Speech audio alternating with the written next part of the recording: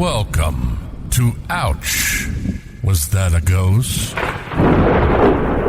This podcast may contain graphic material, which some listeners may find disturbing. Listener discretion is advised. Help me. Now that we covered that, here's your host, Liz.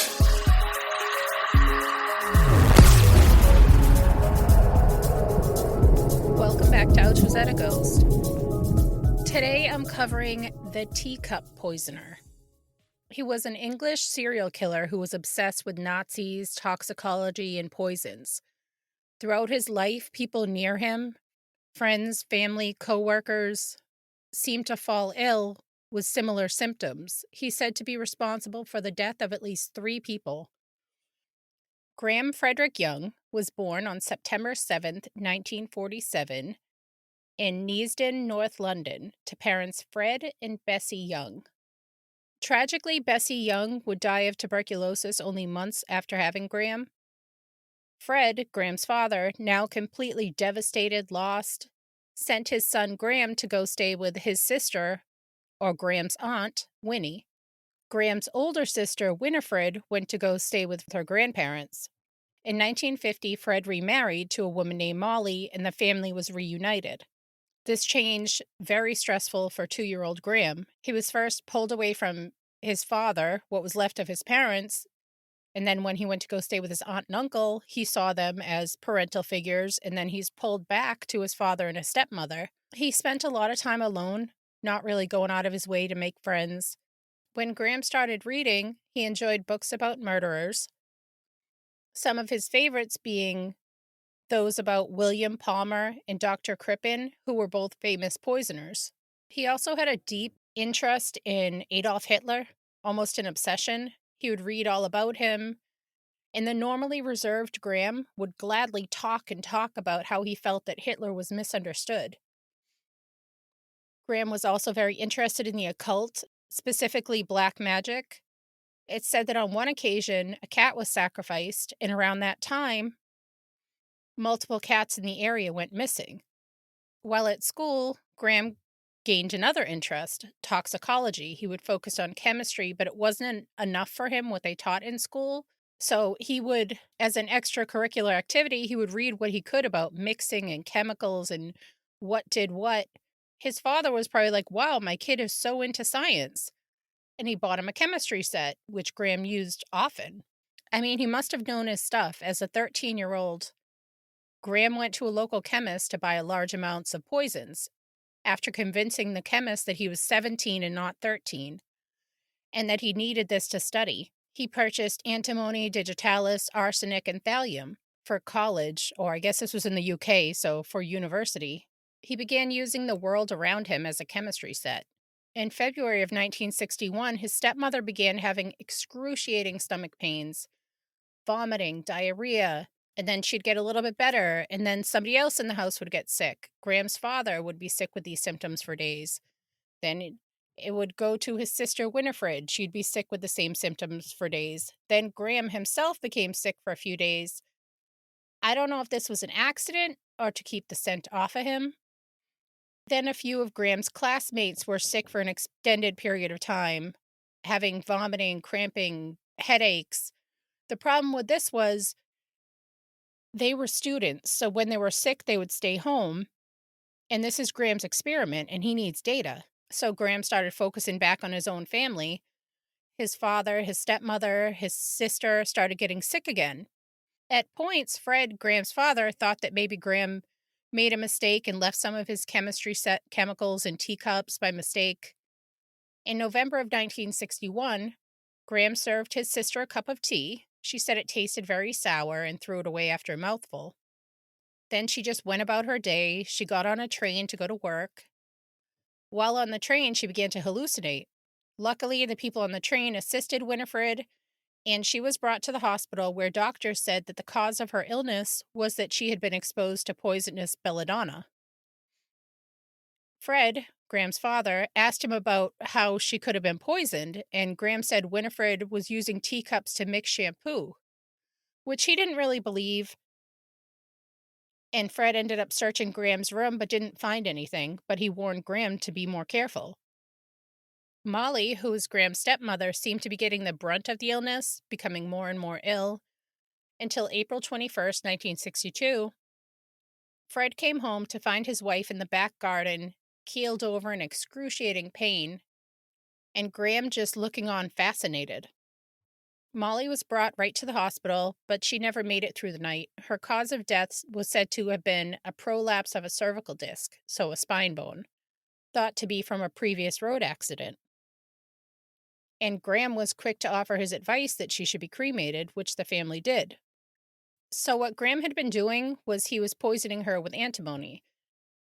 And you know how he likes to see results. So, when Molly developed a tolerance, this interfered with his research. So, the night before Molly's death, Graham used a lethal amount of thallium instead to hurry along his research. Even at his stepmother's funeral, it seemed that those in attendance quickly showed signs of poisoning, having nausea, vomiting. A male relative even had to be brought to the hospital, where it was found that he was poisoned with antimony. After the death of his stepmother, Graham's father became ill again. He started vomiting, having pains, and it just got worse and worse. So bad that he had to go to the hospital, where he was told by the doctors that he was being poisoned with antimony. And if he waited much longer, he wouldn't have survived. Fred, still a little bit suspicious of his son, but he didn't do anything. At school, Graham, who was very, very interested in chemistry, maybe just a little too much. His teachers happened to check Graham's desk, probably just creeped out by the kid. In there, he found a book about poisoners and poison just sitting there inside of a school desk. So the teacher called the police. A police psychiatrist was sent to go speak with Graham, but to not freak him out, the psychiatrist posed as a career advisor. And not long into the conversation, Graham's obsession and knowledge of poisons was made known. The police were contacted and in turn Graham was arrested. When he was arrested, he had little bottles of antimony and thallium on his person. He admitted that, yes, I did poison my family and my schoolmate. And a psychiatrist would testify that Graham had failed to develop a normal moral sense. And it was extremely likely that he would poison again, and cited how Graham said, quote, "I'm missing my antimony. I miss the power it gives me." Graham Young pled guilty to the charges of poisoning his school friend, sister, and father.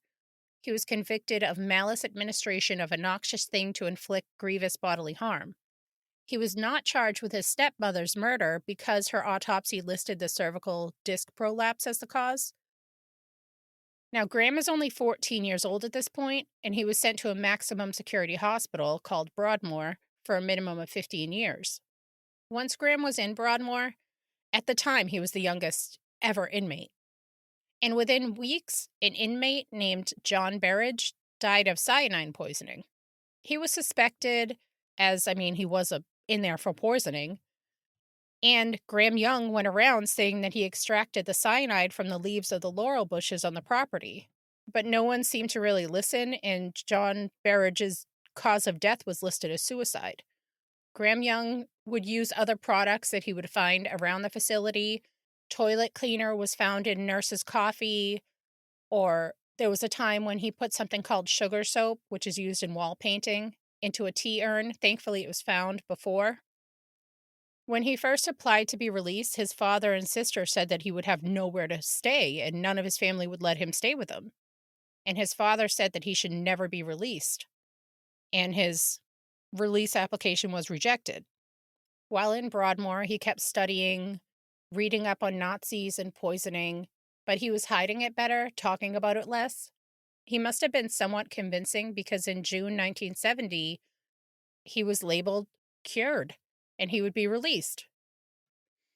Graham Young was so excited that he told a nurse he was going to kill a person for every year he spent in Broadmoor.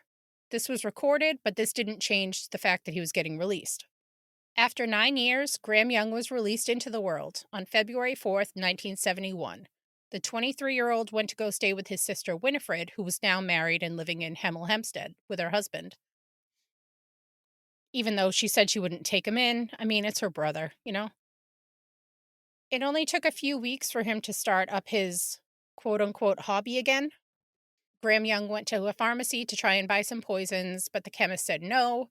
So Young went and forged a college note saying that he needed antimony for studies and later went back to get some thallium the same way. Young went to a storekeeping training course and he moved out of his sister's house into a hostel. And he became friends with a 34-year-old Trevor Sparks, another guy staying at that same hostel. It didn't take long for Trevor to start getting sick with diarrhea, pins and needles in his legs, and having unbearable pains in his testicles. This would happen, and then he would recover, and it would happen again. And he kept going to the doctors. The doctors diagnosed it as a bowel infection, a kidney infection, or UTI, other diagnoses. But Trevor didn't get any better until he left the hostel, and he recovered over time. Graham Young went and rented a room in Hemel Hempstead. This was after he finished his course and he got a job as an assistant storekeeper at John Hadlin's laboratory in Bovingdon, Hertfordshire. Even though it was a laboratory, they kept none of the chemicals like poisonous thallium or anything on site. So he continued getting it from a London chemist. His new employers knew that Graham spent time in Broadmoor. Graham told them that he had a nervous breakdown after losing his stepmother, and the employers even got references from Broadmoor, which included nothing about his poisoning history. So they thought nothing of it when Graham Young would make his coworkers tea and coffee. Young kept to himself. He would read about murderers or Nazis or poisons. And he was said to have been pretty quiet unless somebody wanted to discuss these topics with him. Then he could just go on and on. He was like an assistant there, fetching drink orders or doing little mundane tasks. And it was pretty easy to target specific people there because each person at the company had their own mug. Not long after, his co-workers in the storeroom started having stomach pains, vomiting, nausea, diarrhea.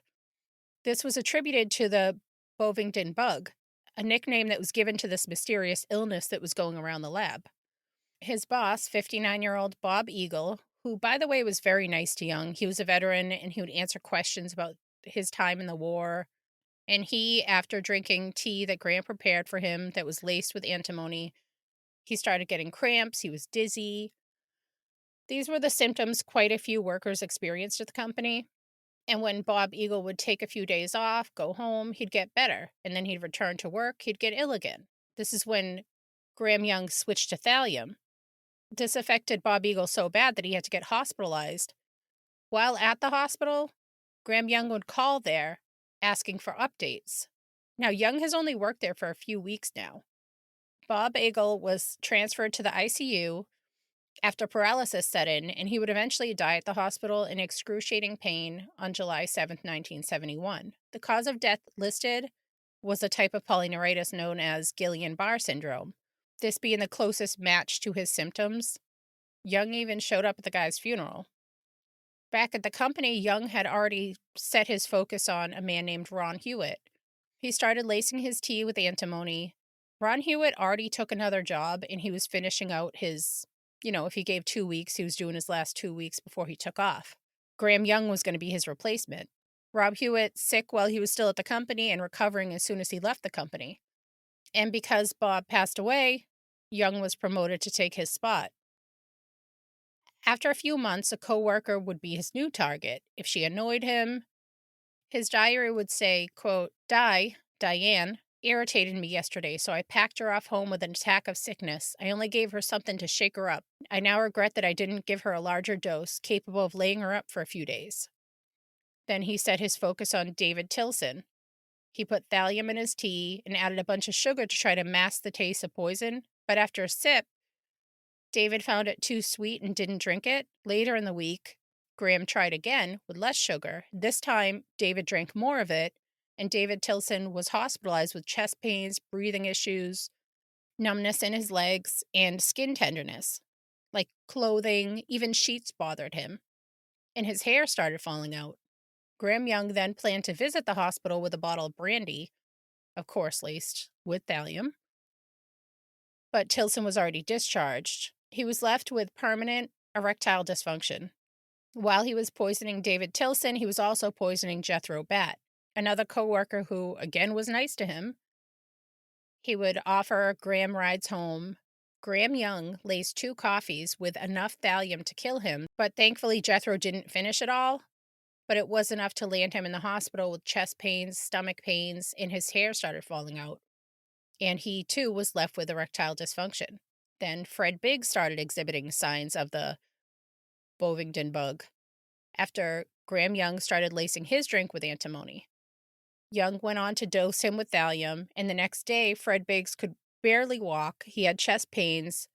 He was transferred to the London National Hospital for Nervous Diseases, but by now he could barely breathe and he could not speak. His skin literally started peeling off.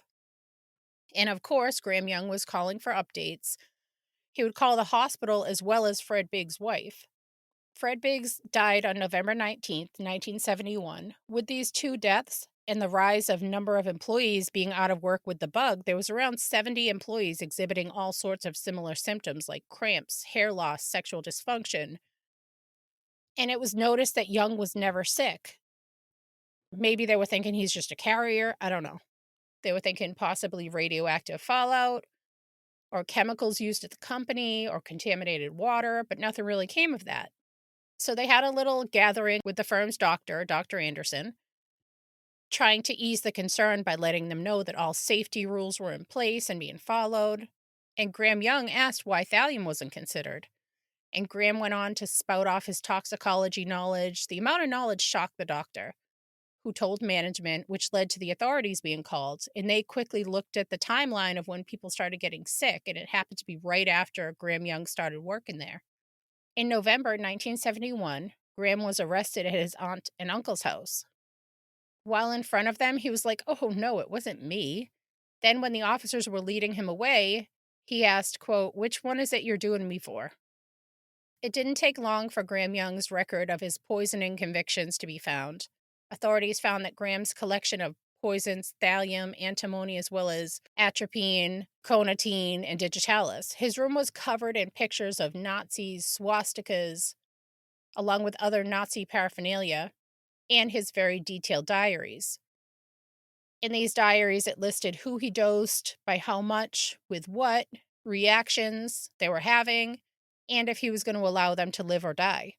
He confessed to poisoning Bob Eggle, Fred Biggs, David Tilson, and Trevor Sparks, smugly saying that he used different poisons to confuse doctors, and admitted to all the poisonings and that he had committed the perfect murder. He was talking about the murder of his stepmother. He went on and on as to the effects of the poisoning on the body. And when questioned as to why he tested on friends and coworkers, he said, quote, "I supposed I ceased to see them as people, at least part of me had. They were simply guinea pigs." On June 19th, 1972, Graham Young's trial began at St. Albans Crown Court. He was charged with 4 counts of administering poison with the intent to cause grievous bodily harm, 2 counts of attempted murder, and 2 counts of murder. He retracted his confession and said he only confessed to get some rest. The media closely followed and covered the case, which he loved. There, Graham Young got the nickname the Teacup Poisoner, which he despised. He thought it didn't show his skill or knowledge, and the idiot tried to get the world poisoner to catch on, but it didn't. He was so excited for the notoriety, and when he was asked for a photo, he made sure they got one where he looked cold and sinister, which is the one you can see if you look up his picture online. He didn't think he could possibly be convicted because he wasn't the only one that could have poisoned them, and that they would have no proof since Bob Eggle had been cremated. He thought he was in the clear. After examining Biggs' organs, thallium was found, and Bob Eggle had been cremated but not scattered yet. And they tested his ashes and they found trace amounts of thallium. As for his diary, he arrogantly said that they were just ideas he was jotting down for the book. He was writing a fantasy novel. But the diary was very detailed and clearly sounded like a nonfiction. For example, F, which means Fred, is now seriously ill. He has developed paralysis and blindness. Even if the blindness is reversed, organic brain disease would render him a husk. From my point of view, his death would be a relief. It would remove one more casualty from an already crowded battlefield.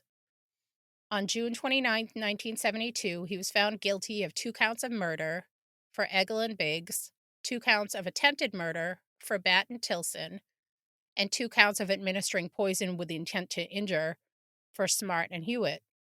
He was found not guilty of administering poison to Sparks and Buck and acquitted on all 4 counts of administering poison with the intent to cause grievous bodily harm. He was sentenced to 4 life sentences. Graham Young requested to go to a prison, not back to Broadmoor.